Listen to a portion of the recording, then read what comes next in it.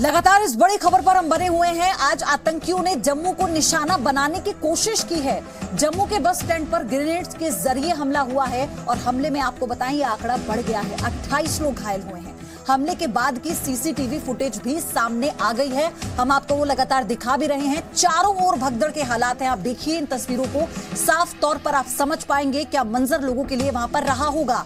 Police ने एक संदिग्ध को फिलहाल पकड़ लिया है, उससे पूछताछ पुलिस कर रही है। लेकिन सवाल यह है कि जम्मू में हुए इस धमाके के पीछे आखिर किसकी साजिश है। आपको यह भी बता दें कि 2 लोगों के इस पूरे हमले में शामिल होने की खबर है। एक को पकड़ा गया है, उससे पूछताछ हो रही है। दूसरे के लिए सर्च ऑपरेशन चलाया हुआ है, उसकी खोज जारी है, क्योंकि जम्मू के कुछ और भी इलाके हैं जिन्हें टारगेट पे यानी कि पॉइंट आउट किया गया, उन्हें इसलिए उन पर हमला होना था, ये जानकारी मिली है। और इसी के मद्देनजर दूसरे संदिग्ध की तलाश भी की जा रही है। जम्मू बस स्टैंड पर हमले में एक संदिग्ध को पकड़ लिया गया है, ये फिलहाल खबर है। सूत्रों के मुताबिक संदिग्ध आरोपी दक्षिण कश्मीर का रहने वाला है।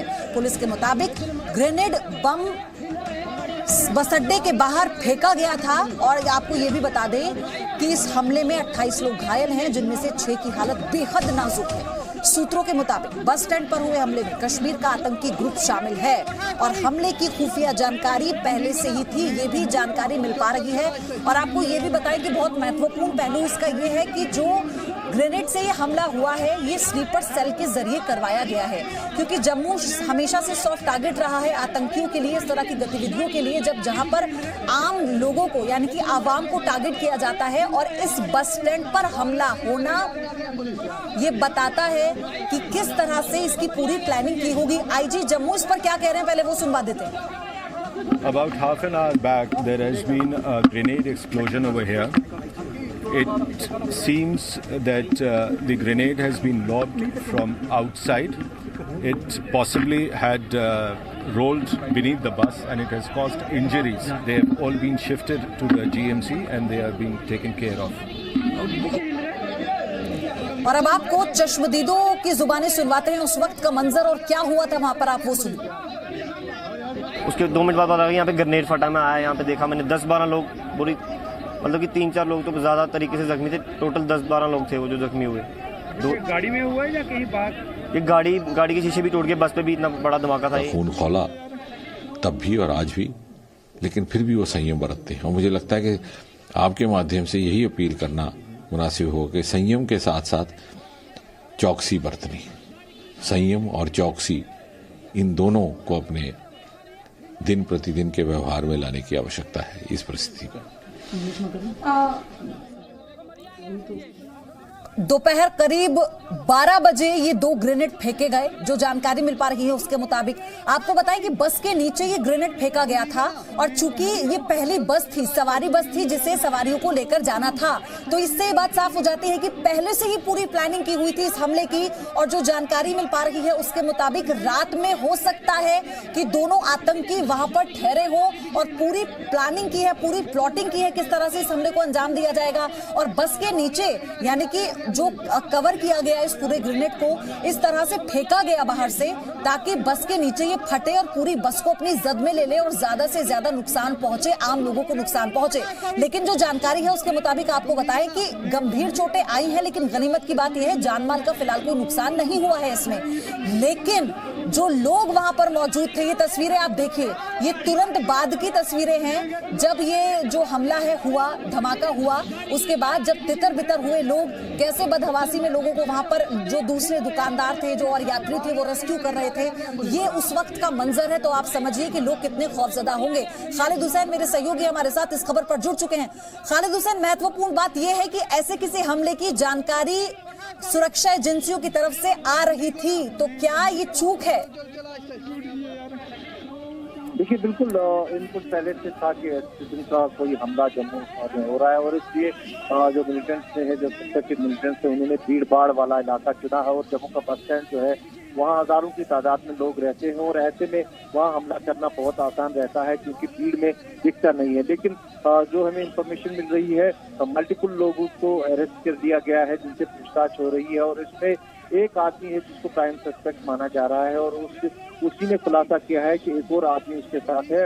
उसने उसका हुलिया भी बता दिया है और जिसके बाद उसके दूसरे व्यक्ति के खिलाफ जो है तलाशी अभियान शुरू कर दिया गया है। और ये भी बताया जा रहा है कि शायद वो कश्मीर का रहने वाला है। हालांकि पुलिस ने अभी पूरी तरह से रिवील नहीं किया है कि किस सस्पेक्ट को पकड़ा गया है और उसका आइडेंटिटी पूरी तरह से नहीं बताई है सिक्योरिटी रीजन के कारण। लेकिन इतना जरूर खुल के सामने आया है कि 2 लोग हैं जो प्राइम एक्यूज हैं इस हमले में, और एक को तो पकड़ लिया गया है और एक की तलाश अभी जारी है। इस हमले में अगर हम बात करें तो करीबन 28 से 30 लोग जो है वो घायल हुए हैं, जिन्हें जम्मू के मेडिकल कॉलेज हॉस्पिटल में भर्ती करा दिया गया है और 6 की हालत जो है वो गंभीर बताई जा रही है। जी मनीष शुक्ला भी जुड़े हुए हैं हमारे साथ। खालिद हुसैन, आपका मैं फिर से रुख करूंगी। मनीष, एक चूक इसे कहा जाए तो गलत नहीं होगा, क्योंकि अगर खुफिया एजेंसियां ये कहती हैं कि पहले से ये हमले का अलर्ट था, ऐसी कोई घटना हो सकती है? बिल्कुल ये बड़ी चूक है, क्योंकि देखिए जब पुलवामा में सीआरपीएफ के कानवाय पर अटैक हुआ था, यहाँ जो जम्मू है वहाँ पे जो तमाम जो बस ड्राइवर्स हैं, कंडक्टर्स हैं, काफ़ी उन्होंने प्रोटेस्ट किया था पुलवामा में सीआरपीएफ के कानवाय पर अटैक होने को लेकर के। और लगातार इस बात के इनपुट्स थे कि जो कश्मीर में मौजूद जो टेरर ग्रुप है वो जम्मू में आकर के इस तरीके के वारदात कर सकते हैं। ग्रेनेड को लेकर के हमारी खुद एजेंसी से बात हुई है, उनका कहना था कि 2 से 3 उनके पास ऐसे इनपुट्स थे। दूसरी सबसे बड़ी बात कि लगातार ग्रेनेड की खेप जो है लाइन ऑफ कंट्रोल से या इंटरनेशनल बॉर्डर से पाकिस्तान के थ्रू लगातार कश्मीर में जम्मू में पहुंचाई जा रही थी, और ये ग्रेनेड जो है स्लीपर सेल्स लगातार जम्मू से लेकर के श्रीनगर मूव कर रहे थे। और पिछले कुछ दिनों में कई ग्रेनेड हमले हुए। आप याद करिए जम्मू में कम से कम 9 ग्रेनेड अटैक हुए थे। जनवरी महीने में श्रीनगर के अंदर 9 ग्रेनेड अटैक हुए थे, और उसके बाद से सिक्योरिटी एजेंसीज का असेसमेंट था कि काफ़ी ज़्यादा ग्रेनेड आ गया है। सबसे बड़ी बात है कि अगर हम जान रहे थे कि अगर यहाँ पर इस तरीके का ग्रेनेड अटैक हो सकता है तो हम रोक क्यों नहीं पाए? जाहिर है कि इसके पीछे एक सबसे बड़ी रीज़न यही है कि हमारे पास स्पेसिफिक इनपुट्स नहीं थे। हम जो आतंकी थे उनके मूवमेंट्स को ट्रैक नहीं कर पाए, और इसका बड़ा खामियाजा निपटने को मिला, क्योंकि 28 लोग जिसमें 5 लोग काफ़ी ज़्यादा इंजर्ड हैं, जिनके बारे में कहा जा रहा है कि वो क्रिटिकल है। तो ऐसी स्थिति में जाहिर है कि आतंकी अपने मंसूबे में कामयाब हो गए। Brigadier Sandeep Thapar defence expert के तौर पर हमारे साथ जुड़े। मनीष, आपके पास मैं फिर से आऊंगी। सर, ये इनपुट होने के बावजूद भी क्या ऐसी हमारे से चूक हो गई कि हम ये नहीं समझ पाए, हमें अलर्ट रहना है ऐसी जगहों पर जो सॉफ्ट टारगेट किए जा सकते हैं? देखिए, कहना आसान है, मुश्किल ग्राउंड पे इसको इम्प्लीमेंट करना मुश्किल है। अब देखिए, कोई भी एक आदमी नॉर्मल चलता हुआ जेब में एक ग्रेनेड लेके चल रहा है तो बहुत ही अनलेस दी सिक्योरिटी फोर्सेस, पुलिस बहुत अलर्ट हो और उनकी नज़र में आ जाए, चेक हर एक आदमी को चेक कर रहे हैं। ये ओपन जगह है, bus stand, market, railway station, यहाँ पर इतने हज़ारों लाखों लोग रोज़ चलते हैं।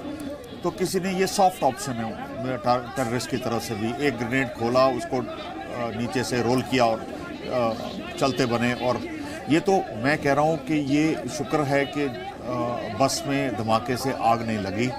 अगर आग लगती तो बस स्टैंड, जैसे आप सबको पता है जम्मू का जो बस स्टैंड है काफ़ी कंस्ट्रक्टेड एरिया है और भी बसें, तो ज़्यादा नुकसान हो सकता था। बहरहाल सिक्योरिटी फोर्सेस के लिए, जैसे मैं कह रहा, बहुत मुश्किल है। वो हथियार लेके नहीं चल रहा, वो सिर्फ जेब में या थैले में ग्रेनेड है जो कि वो फेंक के चल जाता है। ऐसे आदमी को पकड़ना बहुत मुश्किल है।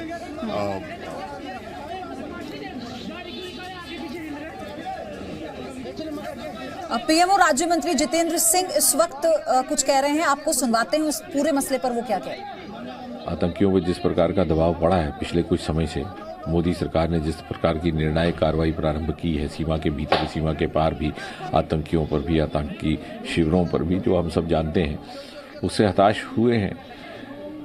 लेकिन इस कदर ये यहाँ तक उतर आएंगे इस बात पर कि अब वो सॉफ्ट टारगेट्स, मासूम लोगों को भी अपना निशाना बनाएं, यह मानवीय तो है ही है। लेकिन जिस प्रकार की परिस्थितियाँ इस समय सामने आई हैं, मुझे लगता है कि सबसे पहले तो जिम्मेवारी की बात हम सब के लिए ये है, भले हम सरकार में हैं, सरकार से बाहर हैं, हम आम नागरिकों के लिए, कि सर्वोच्च स्तर की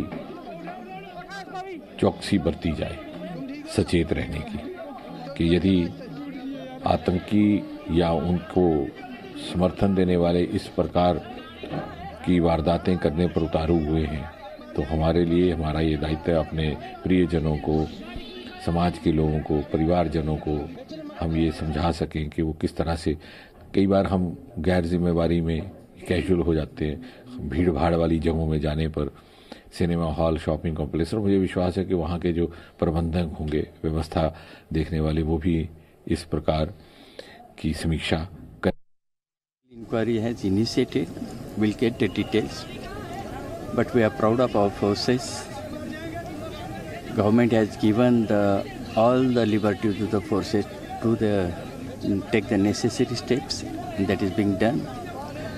Terrorists, they are on run, and I'm sure our forces will take care of all this. Jammu में आज ब्लास्ट हुआ, 18 लोग जख्मी हैं। इसका जिम्मेदार कौन है, उस पर पहले अपनी राय दें। गवर्नर राज जरूर है, मगर गवर्नमेंट तो आपकी है।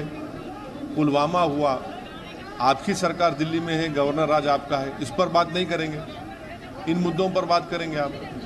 तो ये इससे साफ जाहिर हो रहा है कि वो इन चीज़ों के पीछे अपनी नाकामियों को छुपाना चाह रहे हैं। क्योंकि बहुत से लोग ऐसे हैं जो हालात ख़राब करने की कोशिश करते हैं।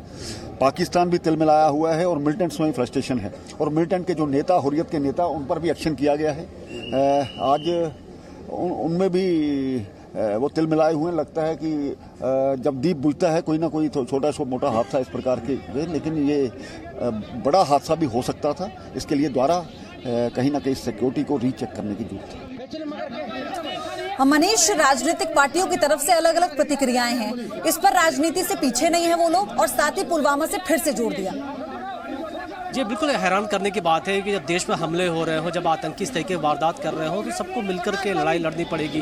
देखिए जम्मू में हम आपसे कह रहे हैं कि ये जो अटैक हुआ है, इसके पीछे सोची समझी साजिश है। साजिश ये है कि जम्मू में हिंदू जो हैं या मुस्लिम्स हैं, वो बाकायदा मिलजुल के रहते हैं, और उनके बीच एक नफरत फैलाना, एक टेंशन क्रिएट करने की कोशिश है, जिससे दंगे फैल जाएं। लगातार जो आतंकी हैं वो जम्मू को इसीलिए टारगेट कर रहे हैं, और उनकी ये जो उनकी ये साजिश है, अगर हम उसके प्रति अलर्ट नहीं रहेंगे और उसको इस तरीके से, अगर हम पॉलिटिकल पार्टीज, अभी अटैक हुआ जब पुलिस फोर्सेज जहाँ काम कर रही हैं उनको पकड़ने के लिए, अगर ऐसी राजनीति होगी तो बहुत मुश्किल होगी हमारी फोर्सेज के लिए ऐसे माहौल में काम करना।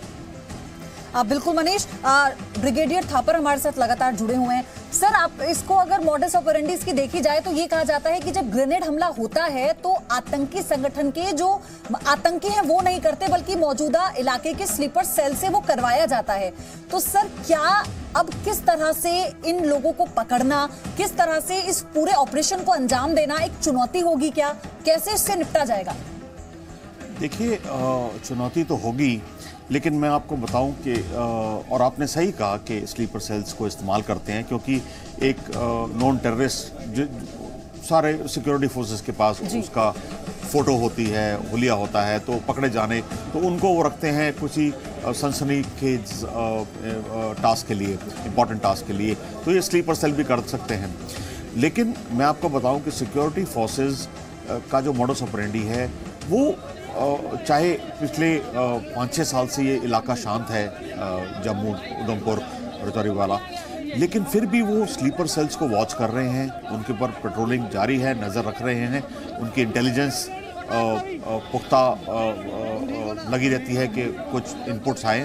तो ऐसा नहीं है कि क्योंकि कुछ हो नहीं रहा और सिक्योरिटी फोर्सेस अलर्ट नहीं है, वो अलर्ट है। और अभी जैसे मैं देखता हूँ कि ऑपरेशंस थोड़े से तेज़ी आ जाएगी ऑपरेशंस में, और ज़रूर पकड़े जाएंगे लोग जो इनके जिन्होंने ये इस कारनामे को अंजाम दिया है। वो थोड़े दिन में, आज नहीं तो कल पकड़े जाएंगे और अपने मुकाम पे पहुंचा दिए जाएंगे। लेकिन सवाल ऐसे में ये भी उठता है कि पाकिस्तान बार बार ये कहता है कि हम शांति चाहते हैं, एक टेबल पर आकर बातचीत करिए, लेकिन अगर इसके तार उससे ना जोड़कर देखे जाएं, और पाकिस्तान की हरकत तो लगातार सामने आ रही है, क्योंकि बालाकोट के बाद वो लगभग 60 बार सीज फायर का उल्लंघन कर चुका है और लगातार ये कहता है कि भारत पहल नहीं कर रहा, हम तो पहल कर रहे हैं। लेकिन इसका माकूल जवाब पाकिस्तान को जरूर दिया जाएगा, क्योंकि भारत और हिंदुस्तान पूरी तरह से तैयार है और ये चेतावनी पाकिस्तान को दी जा चुकी है।